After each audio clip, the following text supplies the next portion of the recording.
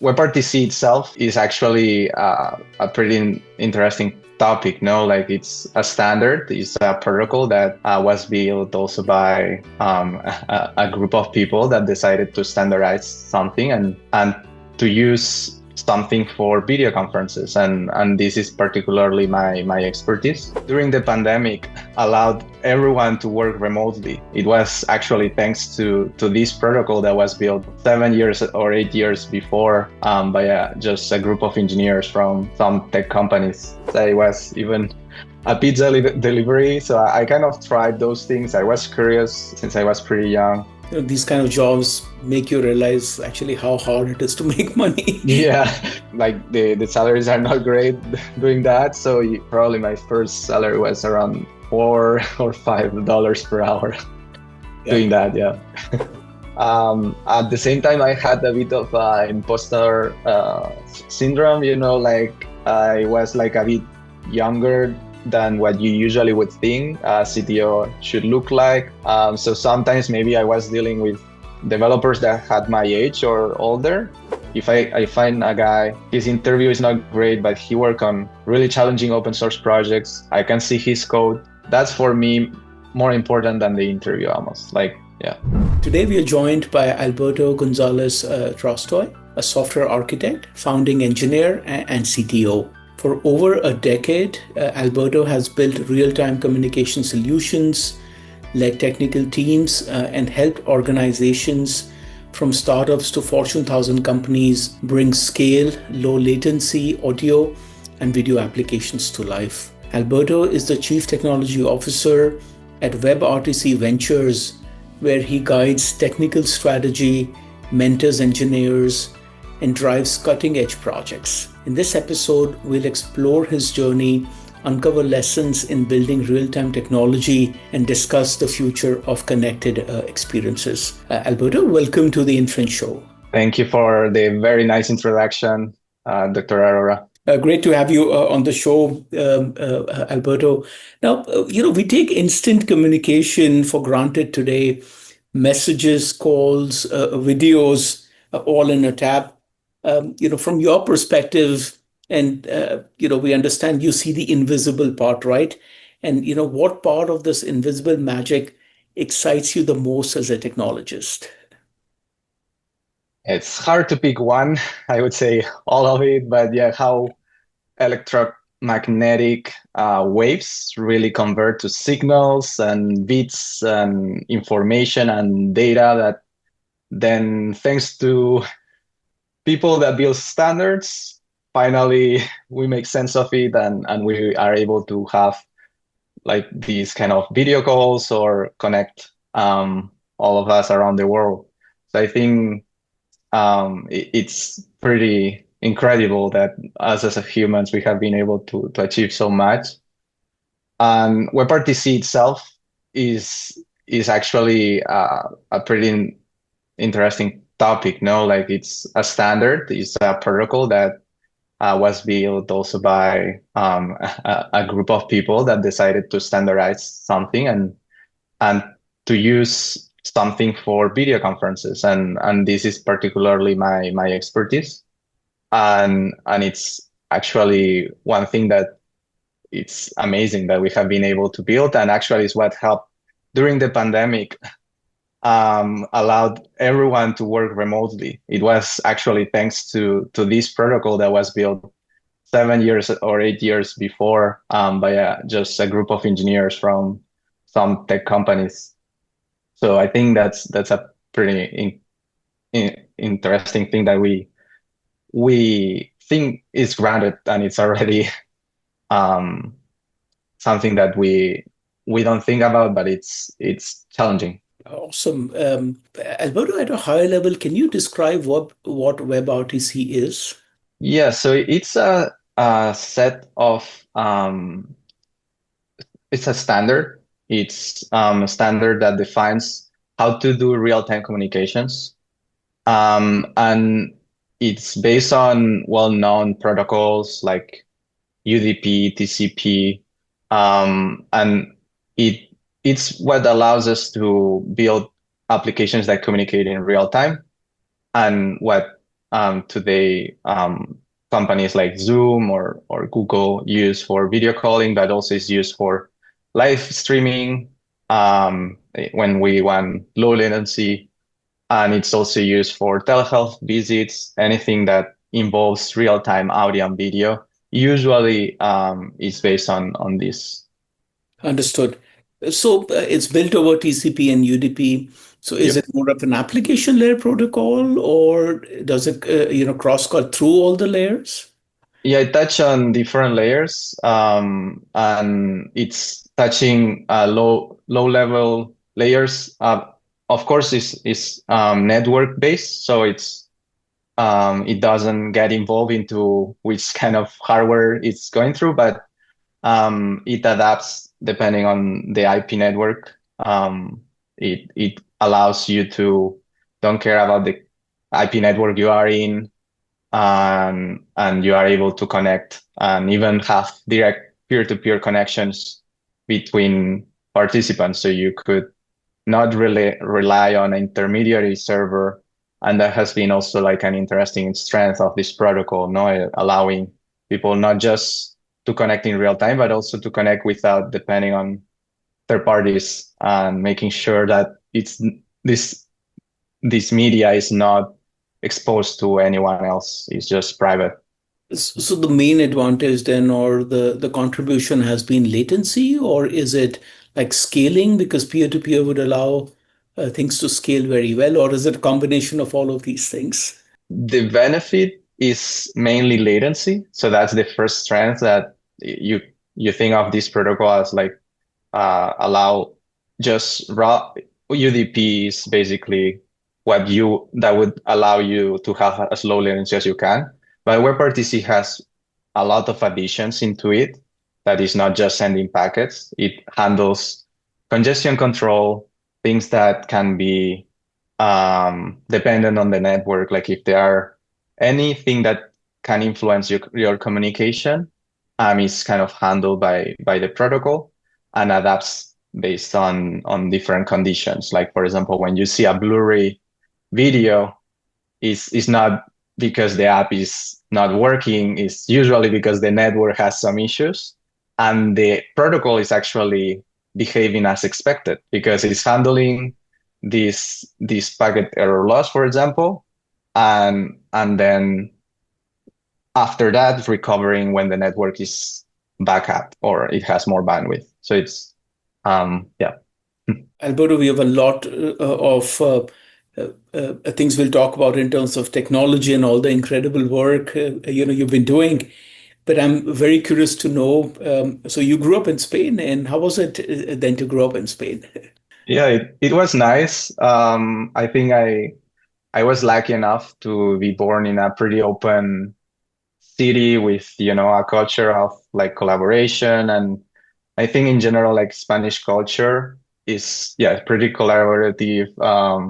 And as kids, they kind of encourage quite a bit like the balance of leisure and studies. So it's I know that's not the case in some other places, and I think I learned to appreciate that part of being able to to have some activities out of school, and this is actually what allowed me to be a bit more open today to maybe other cultures, ideas, and gave me time to play also on video games, to hack them actually, or even tinker with computers. I had this time that perhaps if I had another situation wouldn't have been possible if I had to work when I was 14 years old. Also, probably that wouldn't have been possible. So yeah, I feel pretty lucky about it. Understood. And then were there moments in school that really made you feel that you want to do tech, or is it that when you went to college that you realized, oh, this is so much fun? It wasn't as clear at the beginning, like when I was very young, like 10 years old or younger. I liked like I loved science. I like to understand things, so that part probably my parents could see, but I didn't. But definitely during the last 3 years of school, I would say it was pretty clear I wanted to study engineering. I wasn't very clear about computer science or telecom engineering in particular, but I wanted to, yeah, to learn more about how things work. And then, how was your undergrad journey? You, of course, went to UPC, which is like one of the top schools in the country and Europe, right? Tell us a little bit more about that. Yeah, so it was exciting and scary a little bit. Um, I had to work pretty hard, I think. At the first 2 years are pretty rough usually in engineering school. So I think that was quite of a jump for me. But yeah, I think it was a great time. I met some great friends there.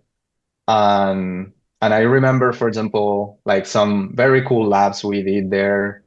Like that probably was the my favorite part, going down there. The labs usually are in the basements and figuring out how to debug debug like issues, learn how to send packets or I remember network security, decrypting, hard drives was for example a pretty cool topic for me. Were you in the CS program or on the electrical engineering side? Yeah, so I was in the telecom engineering. So it touches a bit of, I would say it's a hybrid of CS and electrical engineering. But yeah, I definitely play quite a bit with electronics too. In after your undergrad, what was your first corporate role? Before starting my tech career, I worked more like in actually doing like uh, acting like as a waiter or like a host. I was even a pizza delivery. So I kind of tried those things. I was curious since I was pretty young.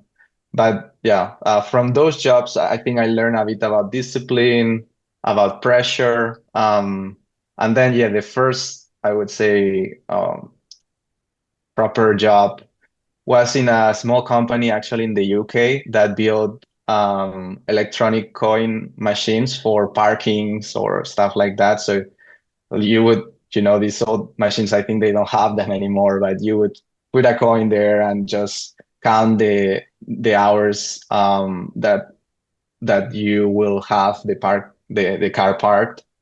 So yeah, it was fairly repetitive to build these machines all the time, but I think gave me hands-on exposure with electronics. So we had to build all those circuits, which was fun and my first exposure in an English-speaking environment. So that was also a challenge for me. These kind of jobs make you realize actually how hard it is to make money. Yeah, yeah. Usually also, yeah, they are not like the salaries are not great doing that. So I think yeah, my first salary was around $4 or $5 per hour Yeah. doing that. Yeah. And then you learn circuit stuff and some embedded systems there, right? And then after that, it was electronic voting. Yes. Yeah. After that, that was in an office finally, like with like yeah, like the typical office you would expect, like everyone with their cubicles and all that stuff. It was really interesting. It's a company that went through some economic challenges, but I think it's still alive. And their idea, I think, was amazing. No, online voting. So to be able for everyone to not have to go anywhere and be able to vote through their computer. And it is being used and it was being used for many situations. But I think it has been always a challenge for big voting decisions like elections in the US or some countries might not have full trust with these third parties. But yeah, it was a very, very interesting topic to work on. And what kind of work did you do there? Yeah, so funny enough, I was thinking like there were two roles. Like when I was interview and I remember the interviewer told me like, where do you see yourself? A bit more like a research and development developer or more like technical manager, like a bit more into management. Um, it was a bit like the Harry Potter sorting hat, you know. And I was curious actually about being a PM. I obviously never I never experienced that, so I answered, let's be a PM. I want to learn that, and I actually work on that for a like I think it was during 6 months, something like that. As it was a bit of a technical manager, so the role was I got a lot of exposure with what was being built, but wasn't being hands-on into it. I was more like working on defining the requirements and some stuff that is maybe not as fun. But I think it was a good experience, and at the same time I had a fair share of something else I was building that was related to my research project for my college final project. So it was a good combination of being a bit like doing some more office stuff and then doing yeah, like my research project in the lab and all that. And then you worked for a few years and then made a decision to pursue a master's in the US. How did that happen? Yeah, so I kind of always explain this story, but since I was pretty little. Well, my mom says that I always kind of wanted to jump out of the cradle, and I always wanted to explore outside, go out of the comfort zone. Like I couldn't be confined in a small place.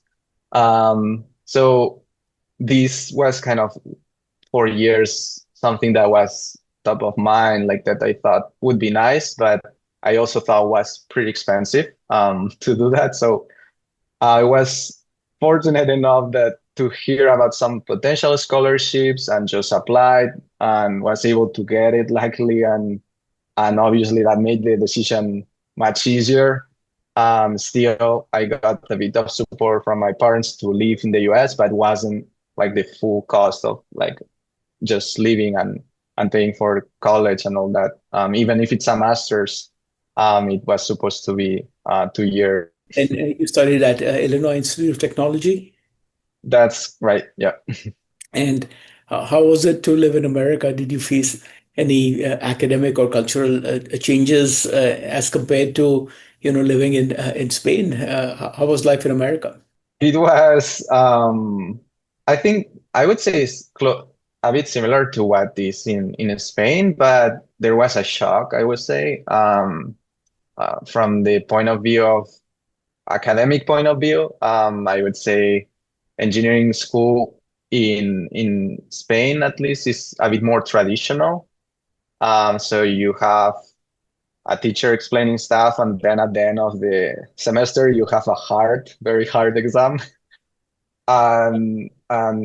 In the US was a bit more progressive. Like I could see professors valued homeworks, midterms. There was a bit more opportunities to show and not just like pure memory. Um, I think yeah, that's on the academic side, but definitely on the food, I think that was the hardest part for me, like getting used to like I'm like switching from Spanish traditional food, Mediterranean food, and switching to like sometimes eating peanut butter sandwiches. I love them, but yeah, it was a bit of a shift. And especially at the beginning, because everything was expensive for me. So I was like eating sandwiches and instant noodles for my first 6 months in the US. Yeah, it's hard being a grad student. Yeah. Very hard being a grad student. I remember my days at Texas at Austin and UC San Diego. Actually, had worked for many, many years. So um, my expenses were like that of somebody, who has a paycheck. But Yeah. the paycheck was exactly like that of a grad student. So I suffered a lot in that transition, as does most grad students.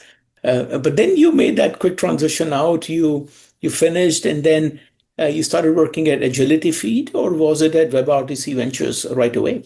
Yeah. So I joined Agility Feed, which was at the time like a software development shop. You can think like They just built software solutions for different kind of clients. And that same year, actually, they were spinning off. One of the founders of Agility Feed was spinning off this new project or company called WebRTC Ventures because he thought that was the future. He heard about WebRTC. It looked like it had a lot of potential and wanted to specialize on it. And I was one of the first hires officially, unofficially, I would say, because I entered to Agility Feed, but actually end up working mostly on WebRTC stuff. And yeah, that's from there we started growing the WebRTC Ventures company. Yeah. Then in your initial days, what kind of projects did you work on at WebRTC? We worked on stuff that was obviously video and audio, but my first project was for a company called Voxphone. It's a communication platform, so you can think something similar to Twilio, a bit smaller, that was building tools for their clients to be able to build audio solutions for group calling. And I learned to build these kind of communication SDKs from that. I would say, yeah, during that time, I had the pretty good luck to work with good, like influential people in the space of WebRTC. I mean, some of the names, it's crazy to think about it, but yeah, some of the names like Lorenzo Minier or Chad Hart, Dan Jenkins, these are guys that promote today are kind of the faces of the WebRTC field, although it's a niche in that field, they are well known and their platforms, like for example, Lorenzo built Janus, which is an open source project. And it's a platform that is being used by companies like Twitter, Slack, like so it's yeah, I learned a lot from all these guys during my first years working at Boxbone. So they were all a part of the company, or were they collaborators or We customers? were Yeah, we were all collaborators. So it was Foxconn was had this new department like R&D department building all these new tools out of the traditional telephony, and they got like different guys from around the world to work on these tools, and one of the guys was me. Yeah. Interesting. So then you went from being one of the early engineers at WebRTC to ultimately becoming the CTO Yeah. of the company. Yeah, and what was the journey till from the start till the end, and how was the transition like? It was a big shift, I think, from fixing.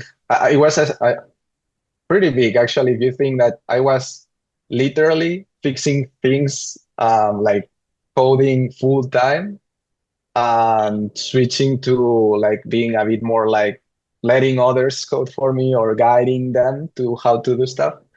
At the same time, I had a bit of imposter syndrome, like I was like a bit younger than what you usually would think a CTO should look like.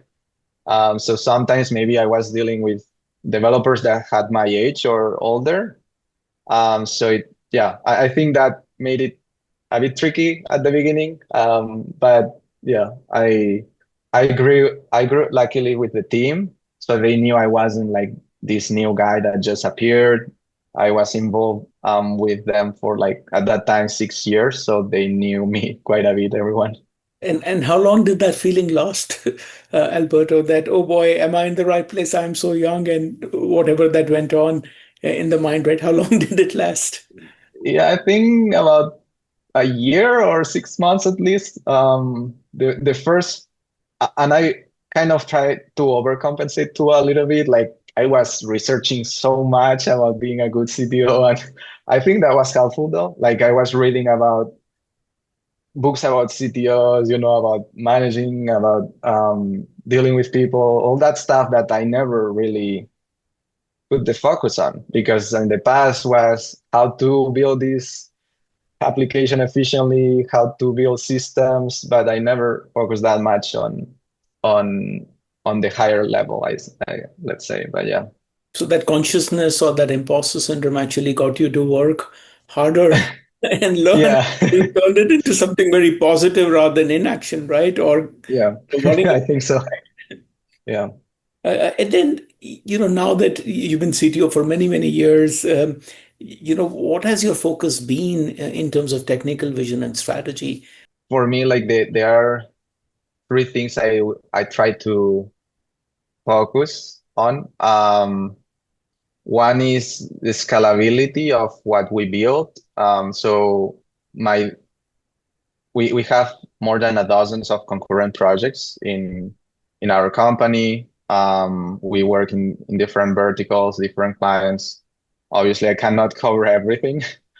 I am involved in a way or another in all of them, but yeah, like what helps me continue in this role and I think kind of do things all right is make sure that I can scale what I do and delegate to others. So that's one part that was hard for me at the beginning, but learn how to delegate trust. So that's one pillar I would say. The other one is innovation. For me, like keep learning, that hasn't stopped. Like it doesn't matter how busy I am. I'm always finding some extra hour for some new thing to learn every day. And the third one I think is value creation, and that one I'm still working on it, but is be able to not just do whatever the client requires or whatever they ask you to do, but help bring extra value to anyone. And that's easy said than done, but yeah, I think try to provide recommendations, go above what is just requested. Yeah. Alberto, how large is WebRTC Ventures today? About I would say 40 engineers. Like we have people that range from UI, UX to developers, DevOps, QA. Yeah, all these roles required for developing mobile and web applications. Is it a competitive industry? I think it is, especially the general web, yeah, the general development. It's very competitive. We try to specialize in what we are good at. Just being really good at voice and video, understanding all the details behind that. And if you just focus on that specific niche, I would say it's not that competitive, but because probably we have carved that niche for many years. Awesome. So it's been, about 4 or 5 years now that you've been a CTO. Do you still have nerve-wracking moments? Yeah, I mean every rollout is one nerve-wracking moment. I think whether it's yeah, we have had every year we have some of those with some clients. Last year, an education platform. This year is a healthcare platform. Like we have some situations that are sometimes critical, especially when after the release, maybe they things start to work fine, but then you have this small percentage of issues, and you need to figure out that last mile issue that maybe we were missing, and it could be really anything. So I think that it's always like I take those releases always pessimistically and thinking, okay, get ready for the worst. And yeah, sometimes luckily all goes well, but yeah. Maybe it's that preparation that makes sure that it goes well. Yeah. If you think it's going to be all perfect from the beginning, that's a bad sign. Alberto, AI adoption is really accelerating. Is it changing the nature of real-time traffic and RTC? What's going on? Tell us a little bit from just the the pervasive use of AI today? What kind of changes is it bringing to traffic, and what is new in the space because of AI? Yeah, so some people is mentioning it, no, that it's actually some good news for the old telecom, because now there is a new kind of traffic that is now AI generated. So for them, is good. But yeah, jokes aside, I think uh, it's changing everything. Obviously, like from how we build things to how traffic is generated. There are even enhancements of even the codecs themselves. Topics like compression, optimization, are also leveraging AI. So it's not just about LLMs. But yeah, in our company, what we are doing is changing also how we build things, now using AI. Um, we even updated our contracts to allow us to do that. And it's part of our toolkit, not to have some kind of PR reviews assisted. So that's on the building side, but also on the once you clients come to us, many of them, of course, have ideas related to AI. So we also do a lot of AI integration for voice AI solutions. I think that's a very hot topic today, the voice AI space. Everyone wants to build agents. We recently built actually a company from scratch, like from last in 1 year, that our client was able to sell already. So yeah, we kind of have done quite a bit of work in the voice AI space. So, Alberto, how much of the traffic that you see today is now, AI generated or for AI? What are you seeing in terms of numbers? Yeah, it's hard to say because yeah, I don't have that much visibility like on like the huge volumes that maybe companies like Zoom or Google have. So I think it's still probably small compared to the human side, but this shifting, like people are starting to have these additional AI agents for summaries, for assistant.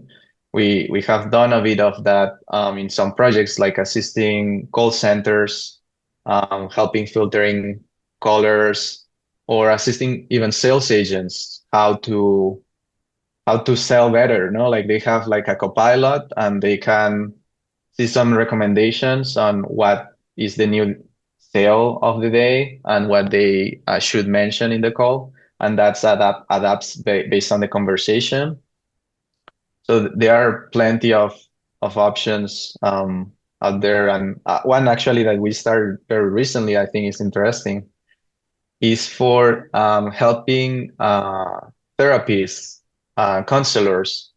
So it's a platform where you have uh, a voice like AI patient, and it helps train counselors how to interact with the patient without obviously making mistakes that can be pretty bad if it's a real patient. But with an AI agent, you can just change the profile of the patient and do pretty advanced stuff to rate even how the counselor perform and what he should improve. So I think in the educational and training space, there is also plenty of opportunities.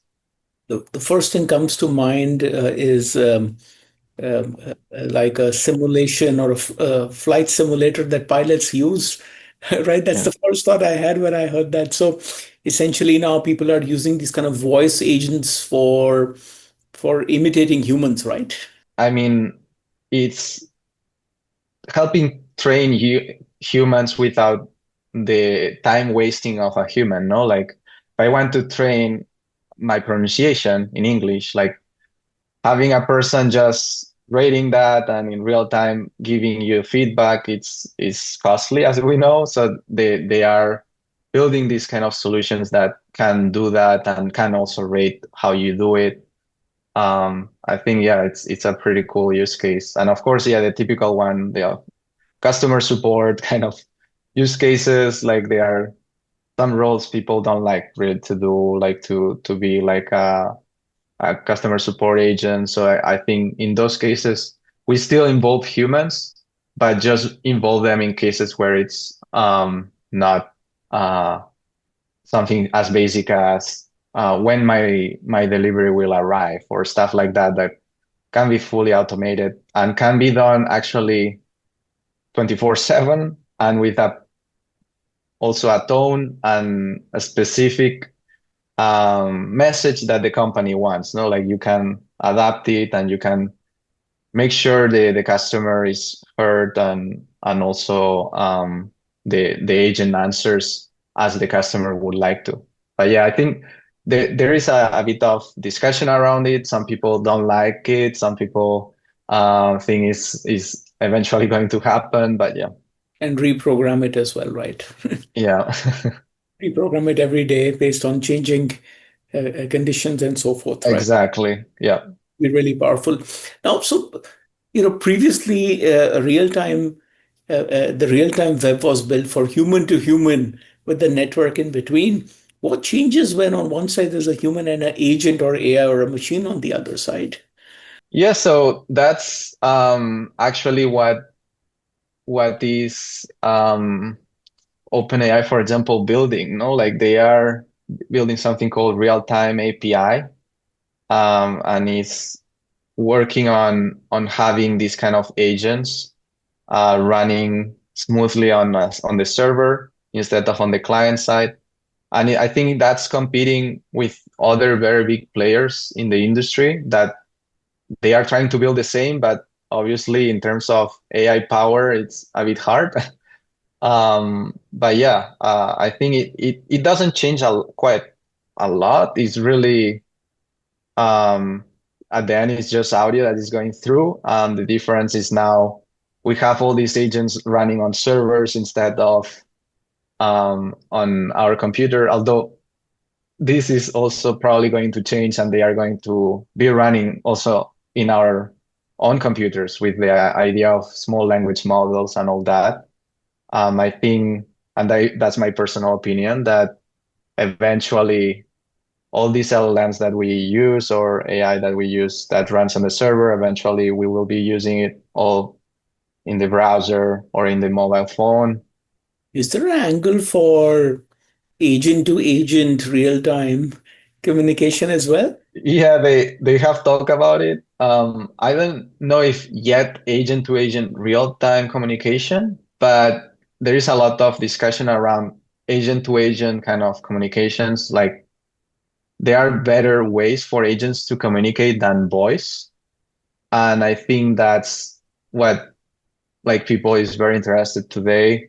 Like we work with agents like if they were silos, like I have my agent, maybe I use it for preparing a proposal today, and my colleague also use it for something else, but they don't talk, they don't interact. So I think some companies, and very likely there will be a big company that pops up doing specifically that, allowing agents to be able to interact between them in corporate environments because that today I think haven't been so Interesting times. yeah exciting.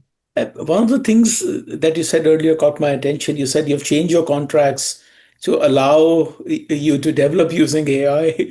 How is AI impacting the development work that you do today? Yeah, so that's something we took a while. I think we should have done it before, but eventually we did those updates to allow us obviously with some controls, allow us to review code um, and generate code that will be also reviewed by a human. So it's never going to be changing directly source code anywhere, but we have it sometimes in some projects assisting the developer, and in others just reviewing the code that is pushed to the repository and reviewing and providing pretty good recommendations. It also, I think, helps us align on the structure a bit better of, as a company, how we build software. In the past, you have linting, you had different mechanisms to unify. And I think having an AI amplifies that. Awesome. And then have you found that certain projects are more amenable to adoption, or impact through AI, or do you see it across the board? It's very helpful for the prototypes. I think that's ideal. That's the one that probably provides the highest value. You can build prototypes in days when before was maybe weeks or months, and pretty good ones. But the issue with those is that usually they are not great for a production ready solution. They usually leverage a lot of libraries. So you start with a project that maybe is using 4 or 5 different third-party platforms. And then you need to use all those keys. So I think even with rules, we are being careful in the large projects, not to not not to work a lot on with AI generated code and try to do it a bit more manual. On the small to medium size, we are a bit more free to play with. We are still trying to find a way to be fully confident in a large, 3 years project to be able to let the AI do their thing, because I think there is too much context that the AI needs that we cannot have all in documents. And in that case, we just have this hybrid of some assistance, but the developer is always committing the push to the repository. Are you vibe coding your prototypes? Yes, I am vibe coding them. I actually use them for personal projects that I build myself, and for sometimes presentations or conferences I attend to. For example, there's an event that they do all around the US. It's called AI Tinkerers. It's like a kind of set of conferences they do where you can present AI hacks and stuff like that. And I think for for the last one I did here in Miami, it was, I would say, 50% AI assisted, and the other like just making some tweaks and changes. Yeah. Does that change the kind of expectations that managers have of employees, the CTOs have of managers, and ultimately the clients have of or customers have from providers?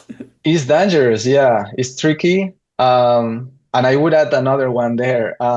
What interviewer expects from an interviewee, no? Like it's like if I'm asking a code challenge to be done in a couple of days, and someone's built that challenge and sends it to me, I think today I'm being much more picky than I was before, because now I'm thinking, well, probably most of it was AI generated. So what I'm looking to is things that are hard to AI generate. Like maybe I'm looking at specific issues on the security aspects, or things that maybe they missed to prompt well. So it's kind of interesting. That happens in all the parts, even when we sell to clients, especially the smaller ones that come to us with smaller budget. No, they have these crazy ideas to build something in a month because now there is the AI to do it, and we should be building all this in a month. And it's like, yes, I mean, we can build a proof of concept, but if you want something to work exactly how you want it, to have control, things take a bit longer if you want something robust. Yeah, I mean, if you want a prototype in a month, some you can do, but most others you have to do them in English then, right? Yeah. Yeah. Awesome. And then You said something very interesting, Alberto, that uh, the skills that you ask for, of engineers, and then is changing. And I guess at some point you had trouble in trying to figure out, is this real or AI generated, right? Yeah, How do you find the good people today? What's the interview strategy? I know a lot of people go through the struggle. They can't distinguish one resume from the other because all of them are, very, very good, great. and they can all trick the ATS or whatever, right? Tell us more. Yeah, no, this I will disclose that I don't have the answer, but I think there are some things that can help. It's being a struggle also I heard for junior developers as well, no? Because today we can validate, no? I can like today I almost don't need to interview a person that has been working for these three companies. I can call these guys like the references. I can if they have references, they have a public profile, they have all that information. The interview is not as critical, like I already have so much good reference and all that. But if you don't have those, I think it's going to be a very big challenge for anyone in the future looking for a job. So I would recommend anyone if they want to find a job, like be public about what you do. Open source code, that's great. Like if I find a guy, his interview is not great, but he worked on really challenging open source projects. I can see his code, his commits over the years. I can see the companies he worked for and references. That's for me more important than the interview almost. Like, yeah, So now you're looking for sustained contributions over a longer period of time than an instantaneous act of doing well on an interview. exactly. Yeah, because that sometimes can be misleading, I think. Very interesting, Alberto. Alberto, if you were to predict one game-changing development in RTC, what could it be? I think one that I've heard recently that probably you have heard as well is the speech-to-speech translation. I think that's a pretty massive change on like it's going to change how we communicate really. Um, I know a lot of people work on it before and there were some solutions out there, but seems now it's much more official. Very interesting, Alberto.